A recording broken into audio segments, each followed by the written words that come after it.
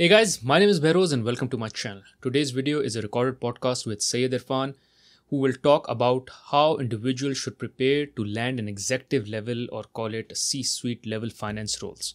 Syed Irfan is the best person to talk on this topic since he is a fractional CFO himself, has been a successful CFO for multiple organizations through most of his career, and currently advises and coaches CFOs in organizations across various industries. I would also encourage you to check out his LinkedIn page where he posts content relevant for current and aspiring CFOs.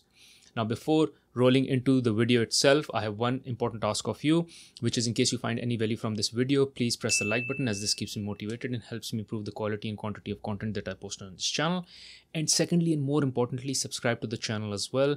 On this channel, I post content pertaining to how you can achieve career success and build wealth. So if any of these topics are of interest to you, this channel is right for you. Now, without wasting any other time, let's get rolling into the podcast. Irfan Saab, thank you for joining. I had you last time as well on the channel where we talked about path to success, path to achieving greatness, and all primarily from career point of view. And I got some great feedback from a lot of my followers on that. And then recently, I got a question, which is how do you get or how do you get a job with regards to executive level finance or leadership finance roles? Or into leadership finance roles, because on my channel I post a lot of content where I talk about how you clear an interview, how you get a job and all, but that's very broad as well. There are certain interviews, there are certain jobs, or there are certain skill levels which are required, which are very role or level specific. So I thought I would bring in an expert who can explain to, and share with us that knowledge, which is what does it take to get a job for a finance leader. And when I say a finance leader, I mean someone in a leadership position from business point of view, from team point of view, and all. You've been in that position, in that role, and you've led leaders as well. So not just been in a leadership position, but you've also led leaders. So the reason I have you here today is for you to share with us that knowledge. But before I go into the questions I have for you, if you can quickly introduce yourself, and then we'll dive into the questions I have. Okay. Thank you, Burrows, for inviting me. It's a pleasure again to be with you. It's been like almost 12 months, I think. Last time we were together. Time flies. Introduction really left Pakistan in 15, arrived in London 1980, London, UK. Studied electronics, left it, started working 1980, end of 88, early 89 in finance. So been in finance for 35 years. Two things I always wanted. I wanted to travel and I wanted to learn whilst traveling. So God has been very kind. I've lived and worked in 11 countries, 5 continents. And I started with my first job was I was one of the 45 assistant to the assistant to the assistant to the accountant in a very large pharmaceutical company in UK, Main Baker. And after 3 months, I hated what I was doing. I was basically copying JD Edwards printouts onto Lotus, retyping it, and then sending it out. Um, I decided I don't want to do that. I went to my boss and I said, "Hey, can we automate that?" He said, "Well, you can try it, but you still have to do your day job." And then he introduced me Anna, who was his manager. Cut a long story short, 9 months, 17 hours a day later, an occasional weekend, I got it done. And within the 10th month, I was meeting the CEO of a £1 billion company because I did something nobody has even thought about. I wasn't a genius. It came out of pain. So pain is good. Pain is where you grow. Okay. After that, I've worked in various companies. One of the theme you will see if you look at my LinkedIn profile, I've jumped industries. I've gone manufacturing, shipping, PR, banking, technology, etc., etc. That was deliberate because I set a goal that by the time I turn 50, I don't want to work for anybody. I want to be a consultant. And in order to be a consultant, I want to have as much experience, as wide experience as possible. Again, God's been very kind and it has happened. And I arrived in Canada 2014. It's been 10 years now. And I haven't worked for anybody. I've been consulting. Between 1989 and today, I've started 3 companies. One was a complete and utter disaster, importing generator in Africa whilst I was working in Africa.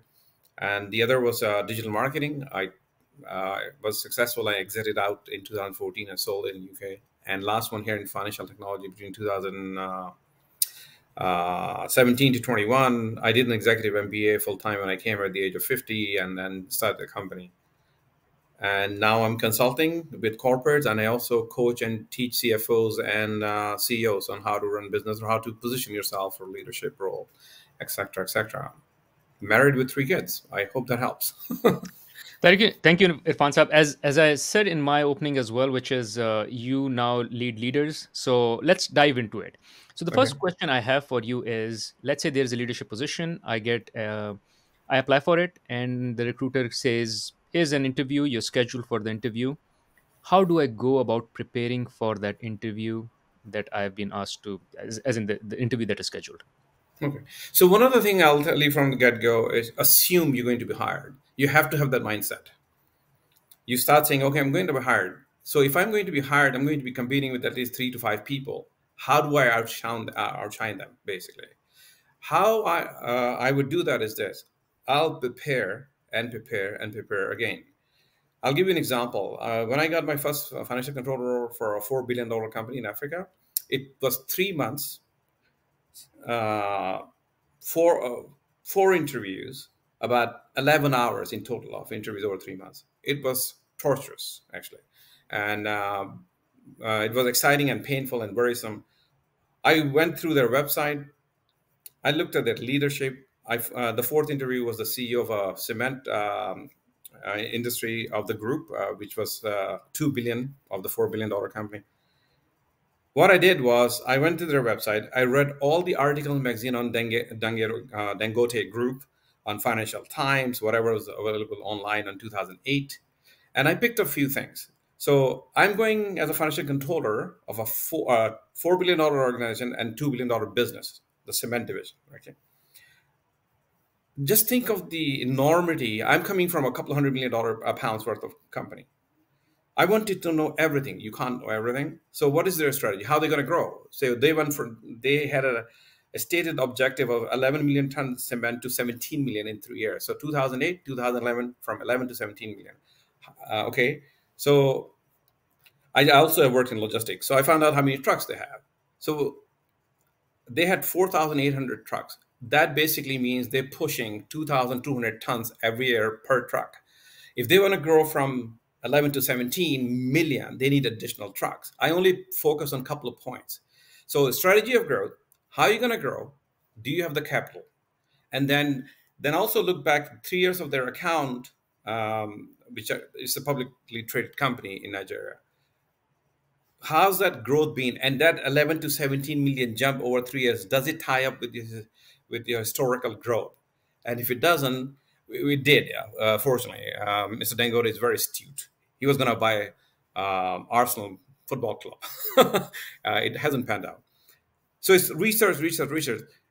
It also depends on your position, right? Financial controller is reporting to CFO, managing, about 147 people around 7 countries. That's a lot of responsibility.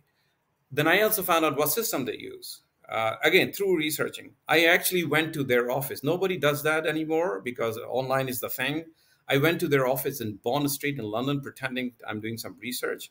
And I just talked to their secretary, asked them, hey, you have a CFO? No, I knew they didn't have CFO. Who's your main finance guy? And how many times the CEO comes? Because he was a global CFO, right? CEO, Tony Hadley. In a nutshell, research and understand what are the questions you're going to be asking. That research should be focused on strategy, growth, and how you, whatever role you're going to do, fit in. So you should be picking up things from researching and positioning yourself. Well, you have opportunity to ask in question answer session. You position those questions. I may be jumping ahead here, but that's what I did, or I would do. So that's something I wanted to ask, and I'll clarify or ask it and follow up question on that, which is you're doing all this research because you're expecting to be asked a certain question about the company, or you're doing this research because you want to tell them that you've done the research, even if they don't ask the question. Or maybe it's both, but just want to understand. And how did you end up using it in this particular example as well, this research? So both of those points you said, I would say I give that rating of 50%. I would position myself in a way that they will end up asking me those questions because I'll give them the data points. It is to show off that, hey, I've done that really. And this is, I would only do that depending on the question being asked, or definitely the Q&A part when they ask you about the question. That's where you want to show the research. But there are, so this in particular case, I can tell you, because I was so excited and worried at the same time, my second interview with the general manager in London. And he said, "You haven't worked in cement before. What value are you going to bring?" I said, "No, you're absolutely right. I haven't worked in cement, but I worked in 7 different industries, and I have some core values or a core strength which I'll bring. But I'll bring curiosity. I'm willing to learn, and I've shown that with my 7 different roles in different organizations, right?" And then the second part was within QA. When they asked me about the question and answer, do you have any questions? So I gave them those data points. You are 11 million, you're going to 17 million, your truck is load this, you need to buy those many trucks. I'm sure you have a lot of capex, really. And I'll tell you what happened. The second interview was 3 hours long. Okay. When I got the job, I was flown to Lagos. Tony Hadley was the CEO of the cement division. He came from Lafarge.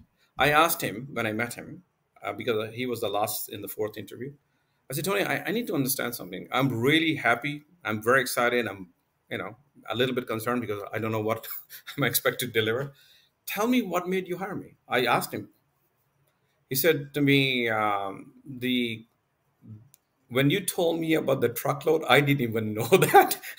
So I said, this guy is just coming for an interview and doing this research. Imagine if he's got the job. And there were other things, but he actually mentioned that particular question or the data point that I shared with him. So sometimes the whole point of research is find an opportunity to show and share that research with the interviewer. Another thing you have to remember, really, Meros, is people who are interviewing you, unless they hire an HR expert, they're like you and I. So sometimes they forget. Sometimes, they don't actually know how to position a particular question. So there's a lot of that. Don't walk in. As I said, the mindset is I'm going to get this job. And the person who's going to interview me, he's as knowledgeable and infallible as myself. And my knowledge comes from research, and infallibility is a human trait anyway. So I'm not worried about that. Correct. Thank you, Irfan Sab. Now let's move on to the skills question or skills part. What I want to understand, because you've hired a lot of finance leaders as well, what are the core skills that you are looking for? I know there are skills which are related to the job itself, but then there are some skills which are very generic to a finance leader, someone who's leading the business, someone who has a leadership position from people management point of view. So, what are the core skills you would be looking for, and one should prepare when going into the interview so they can sell the interviewer on those particular skills? So I'll answer that question in 2 ways: a generic and very particular. And generic is regardless of your level where you being interviewed, and particular about the seniority, right? So what is anybody's looking at in an potential employee? Enthusiasm, curiosity, team work. It needs to come through your personality.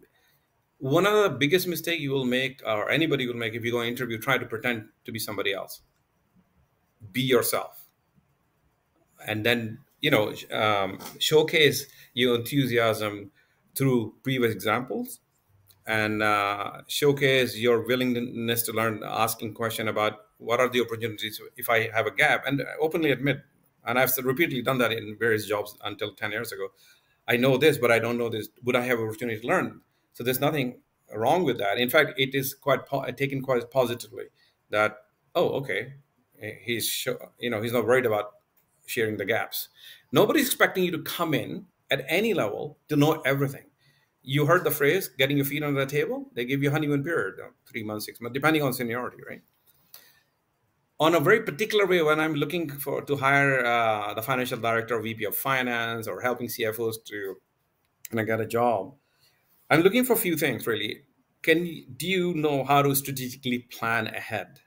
So, in a nutshell, you understand the industry, you understand the company's position in the industry, and then you understand the industry within the macro environment. All of those things fit in, right? I'm not going to spend more time because it's a big topic. Strategic planning. Let's say Okay.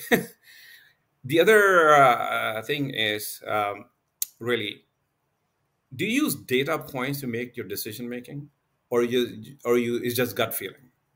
Both are good at times, but I rather like data points. Really, it's very easy to make, and especially as an accountant. And the last thing really is, you are going to be. I was able to sign a $5 million worth of expenditure on my own.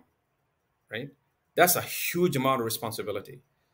Do I understand the risk I'm about to get involved?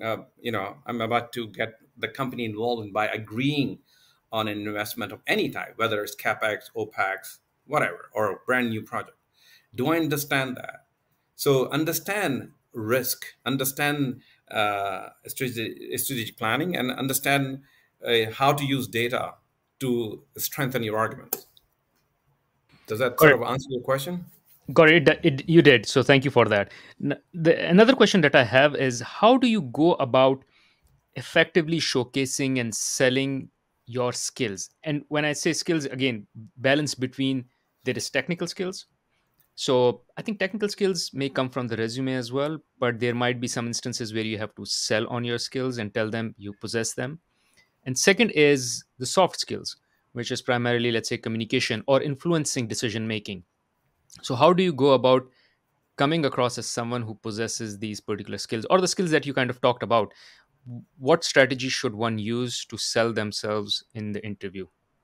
So the I I think I partially have answered that. First and foremost, be yourself. Okay, be very comfortable of being yourself. That's really really important, because pretending, you'll get found out very very easily within 10-20 minutes.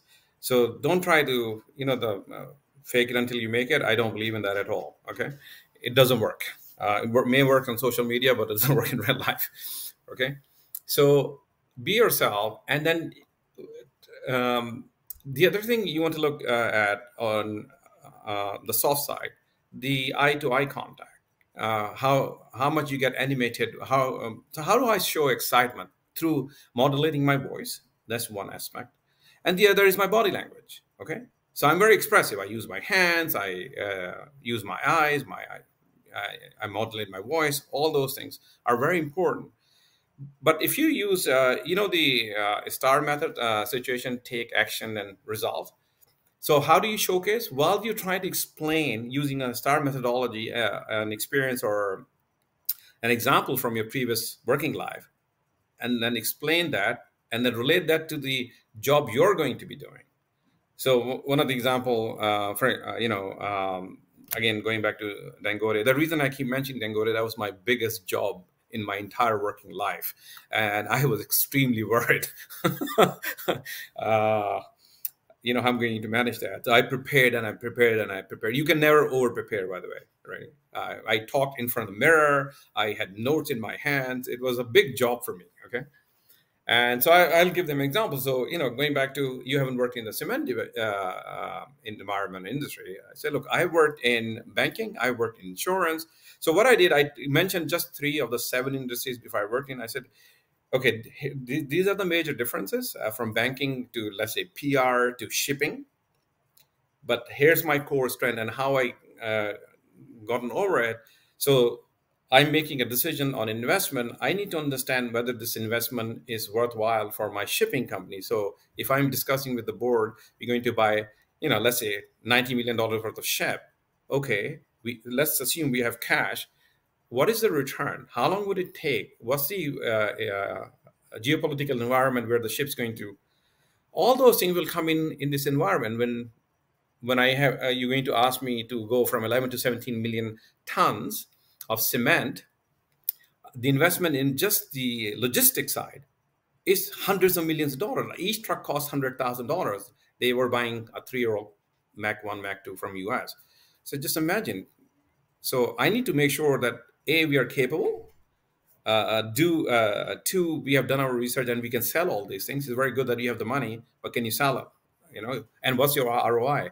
So I think you want to bring your previous examples, be very clear how you're going to bring them in, and that clarity comes through your research.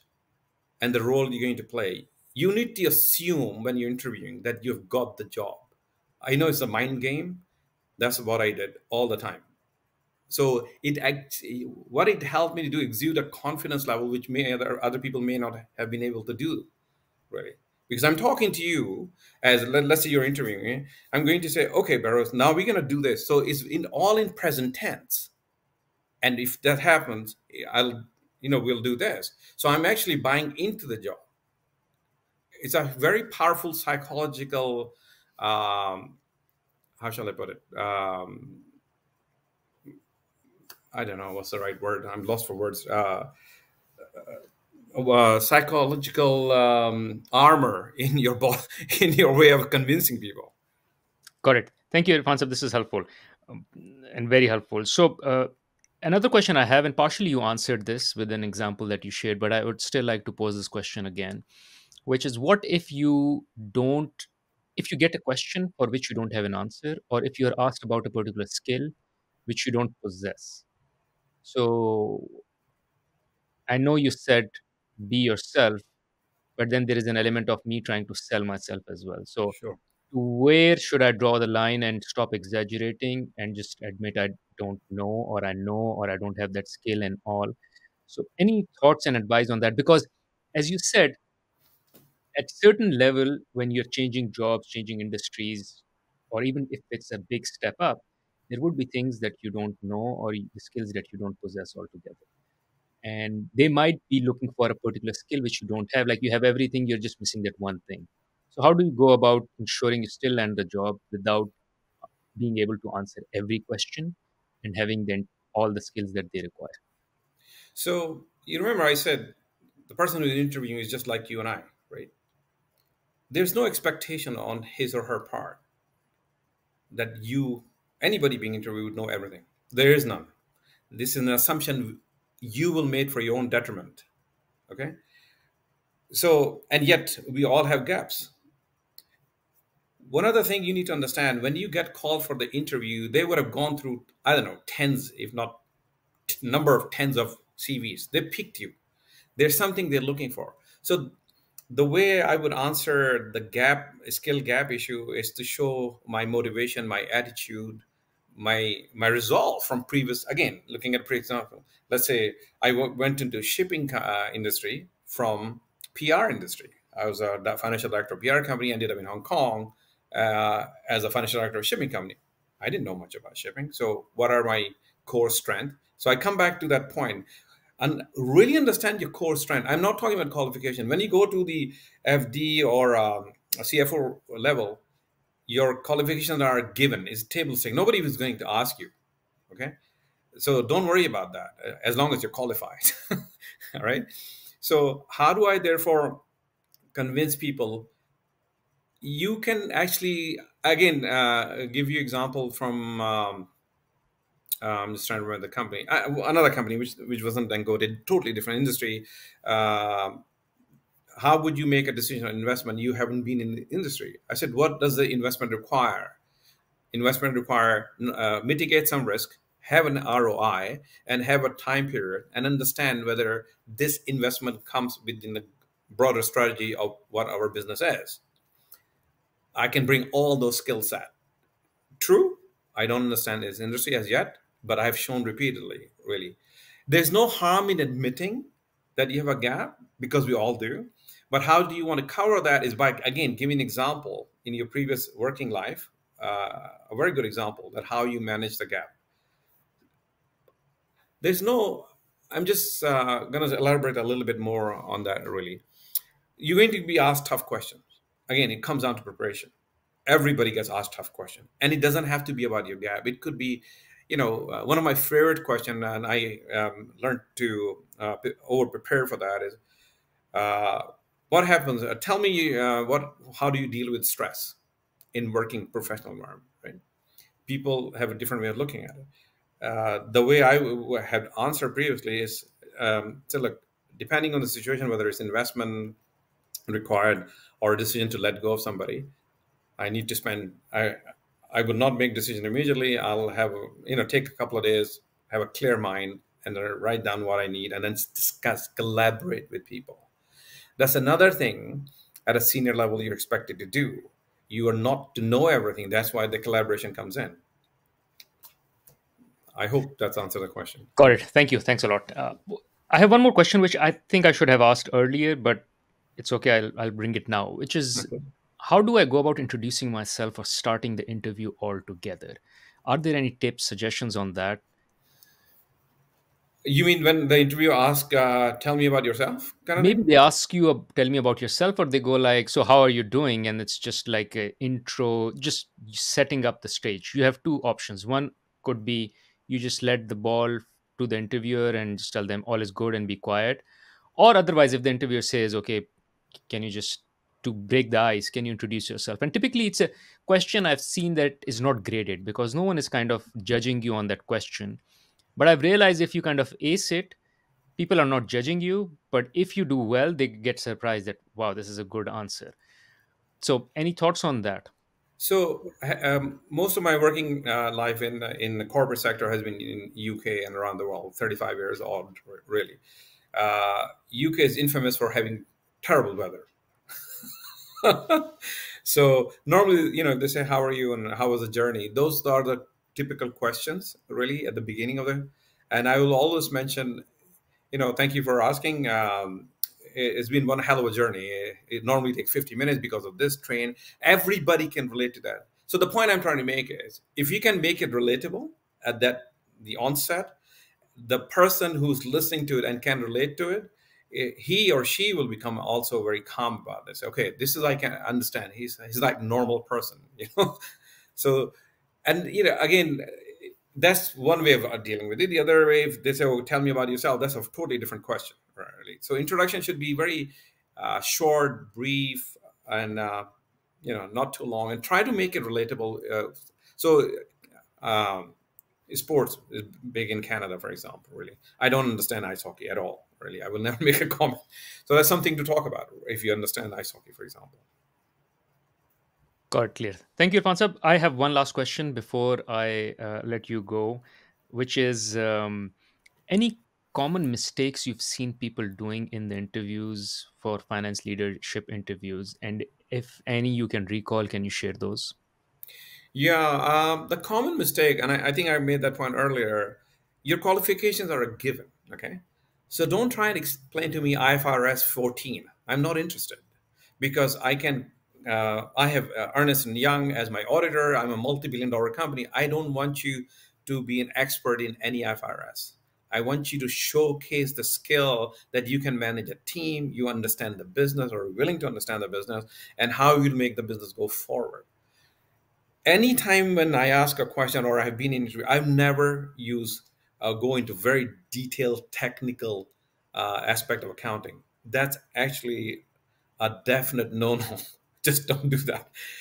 Because I'll tell you something else about why you don't want to do that. The person who's interviewing you may not be an accountant. He may be a senior manager interviewing you. So you just wasted his 3, 4, 5 minutes. He's not interested.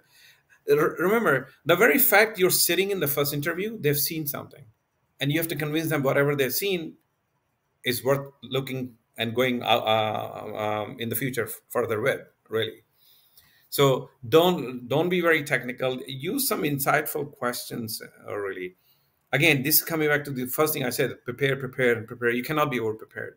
Asking good question or set of questions really is one of the best thing you can convince people that A, you've done research, B, you're really interested, and C, you understand the organization and the industry. Got it. Thank you, Irfan Saab. As always, this it was pleasure talking to you. Pleasure understanding from you how can someone ace a leadership interview, a leadership job opportunity. So thanks again for coming in, and we'll be inviting you for further great sessions as well. Thank you. Thank you, Viraj. Good to meet you again. Thank Thank you. you.